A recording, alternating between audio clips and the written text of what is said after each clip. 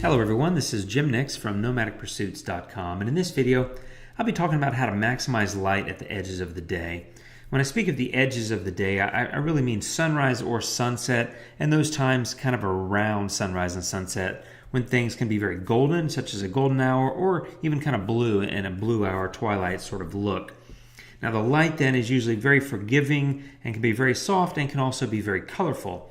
And so generally my edits in with those types of photos is to go somewhat sort of subdued, because there's already potentially a lot of color and some nice contrast, so I don't want to overdo it and push it. And so these will be some somewhat basic edits. So let me walk through this photo. I'm going to start with temperature and tint. This was a lovely sunset on the coast of Oregon, and there were some nice colors that were sort of orangey pink, and you can see the blues as well. So I want to bring that up without really overdoing it.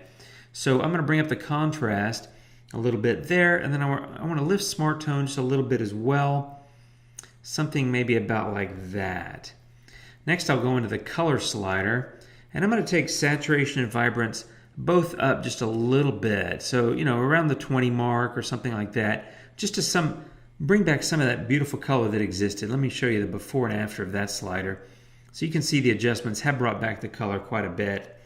One other thing I like to do in these type of photos is to add a little image radiance. I think that adds a nice, soft, almost kind of romantic glow to a photo. So I'm going to bring that up, and some of that adds shadow as well. Now you can fix that in Aurora HDR 2018 by moving the shadow slider to the right. But the truth is, I like the contrasty, shadowy look in this photo, and I'm not trying to look at details on these sea stacks and rocks here at the edge of the beach. I don't really care. I like them to be darker because it further, in my opinion, accentuates the color, and that's really what I'm going for here. There's only one other thing I would experiment with, and I recommend you trying it as well, and that's color contrast. And it does a really good job of making the colors pop. Let me just show you what it does to this photo. So as I drag this to the right, you can see how the contrast between the colors in the sky is becoming very intense. Now, I don't think that I would go quite that high. I'd probably do something, you know, closer to 20 or 25. But let me show you what it is with 0.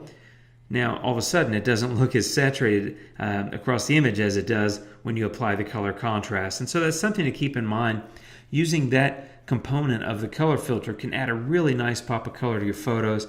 And let me show you the before and after of this entire photo.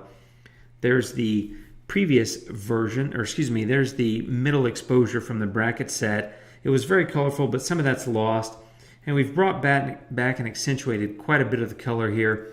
I think it looks lovely. I don't think it's overdone, but if you do, you can obviously take the saturation down, or the vibrance, or even the color contrast, just to soften that a little bit. But it allows you to have a lot of control over the image, and that's what I love about editing HDR photos in Aurora. So I hope that that's helped. That covers it for this video. Let us know if you have any questions. Thanks for tuning in, and we'll see you next time.